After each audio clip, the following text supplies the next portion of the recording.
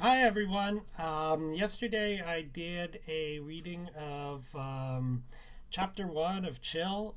Canadian writers that you should check out are reading portions of their work or entire books, even online. So I see some doing it live and some doing it on YouTube. So please check them all out. It's a way for us to help alleviate the tedium of being isolated or quarantined, even worse if you've got it. If so, my heart goes out, and I really hope you're doing well. I hope everyone's doing well, but especially those that are sick.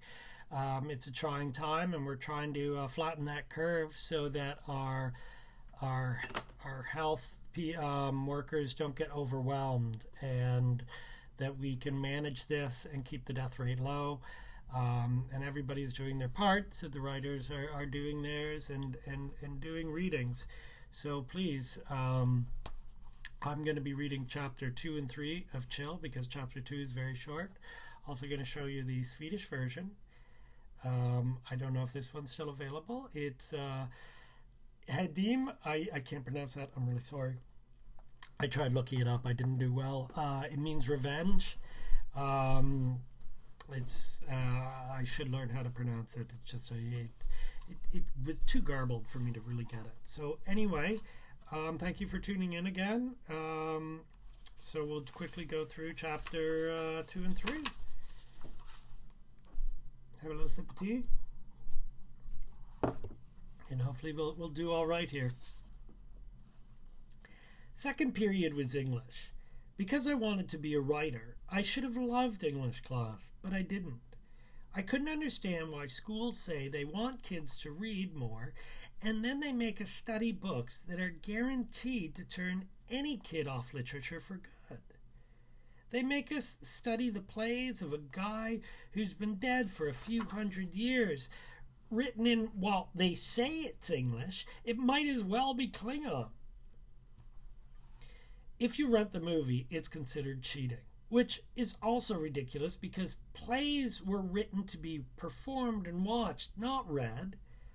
Other books were made to study, don't have anyone near our age in them, and don't take place in a time anywhere near our own.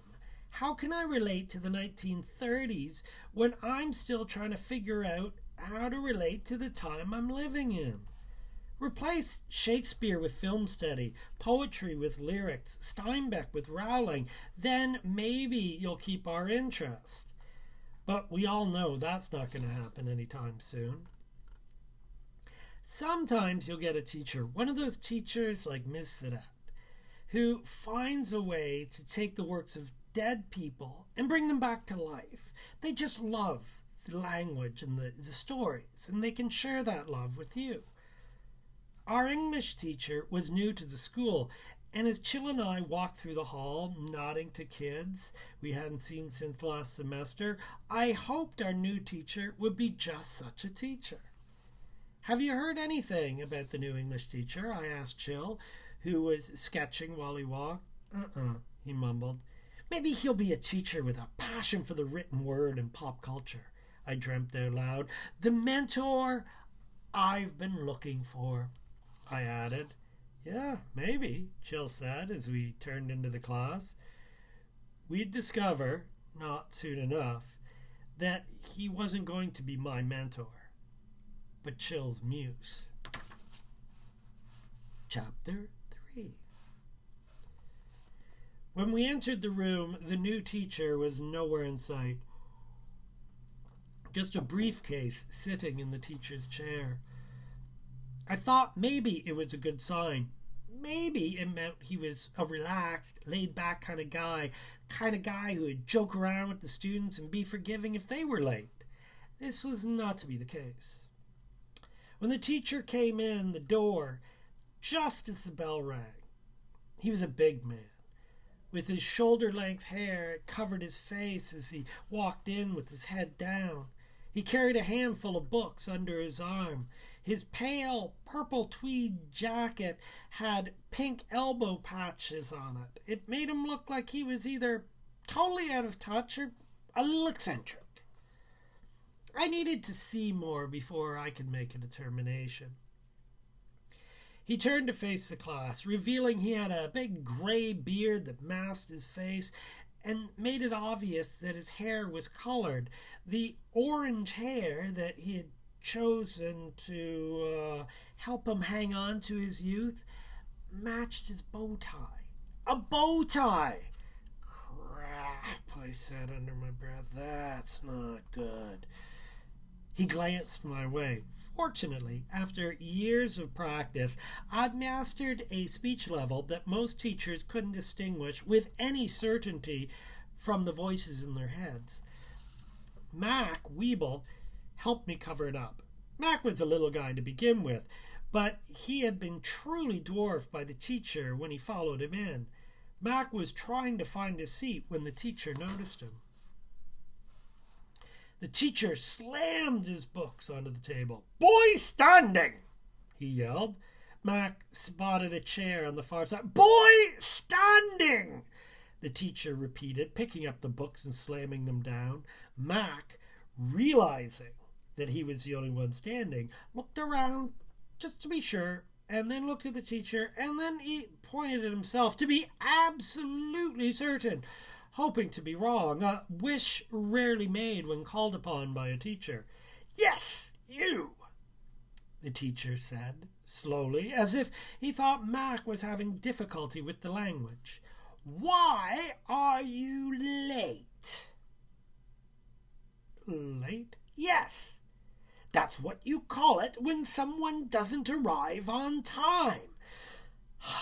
I see I've got my work cut out for me if you're any representation of the class's ability." "I followed you in, and I was right on time, which would make you late." "Very good," the teacher said. "Since we've made some progress today, I will let you take your seat and only put you on probation. If you're late again, you're going to have to go to the office. Now sit." Mac stood for less than a second in fear and confusion. "Now!" the teacher yelled. This sent Mac stumbling over one desk and falling into another, and then he finally took his seat while rubbing his shin. "Well, class," the teacher said, turning his back to us. He picked up a piece of chalk. "My name is..." He sounded it out as he wrote it on the board in letters. "Mr. S. F. I. Svi." He put extra emphasis on the I, making sure we understood that it was pronounced I, as in, "I hate my name. I will unleash a great wrath on anyone who mispronounces it. I still have nightmares over the lockers it got me thrown into and the beatings I took." And then he quickly finished. "Thank you."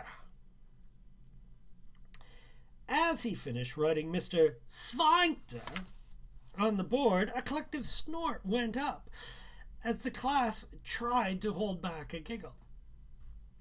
Mr. Sphincter spun around, opening his mouth, and then there was a knock on the door. The anger dissipated immediately, and a wide smile came across his face as he walked to the door. "Ms. Sadet," he said, pouring on the false charm. "What a lovely surprise!" And at the sound of her name, Chill looked up from his drawing.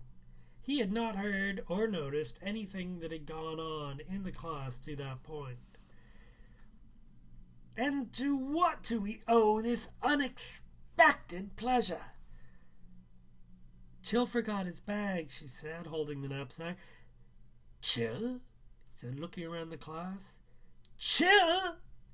he repeated with a cheerful authority. Chill raised his hand to identify himself. "Come and get your things." Chill moved to get up. "That's okay. I'll bring it to him," Ms. Sadet said. "As you wish," Mr. Sphincter said, making a wide, sweeping come-in motion with his arm. Ms. Surratt smiled at his gentlemanly behavior. "Thank you, Ms. Surratt," Chill said as he got up to grab the bag. "Let's try and not make this a habit this semester, okay?" she said with a smile. "I'll try," Chill said. "That's all I can ask," she said and exited, thanking Mr. Sphincter as he bowed to her and closed the door. He made his way back to his desk, where he opened up the class list and ran his fingers down until he found Chill's name. "Mr. Hollinground, is it?" "Yes," Chill said. "Should I expect you to be the cause of many interruptions?" "No," Chill said. "Good," he said. "And if you leave your bag in here, you may find yourself rummaging through the garbage bin to get it. Do I make myself clear?" "Yes, Mr." And then Chill looked at the board. "Sphincter?" Chill didn't pronounce the I as in, "I warned you." He pronounced it the I as in, "If you show me respect, you'll get it in return." "Sphincter!" the teacher yelled. "Or sir, to you and everyone else for that matter. Since you all seem to have problems with the language, we'll use small words."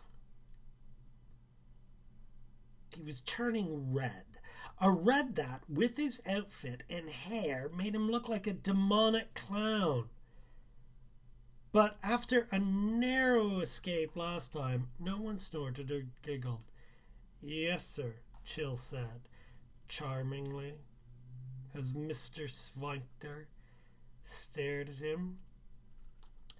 "For the rest of the class, I want you to write me a page of what you expect to do with your life, and everyone else to do the same with your lives. I want to be able to see not just your English skills, but what kind of grip you all have on reality.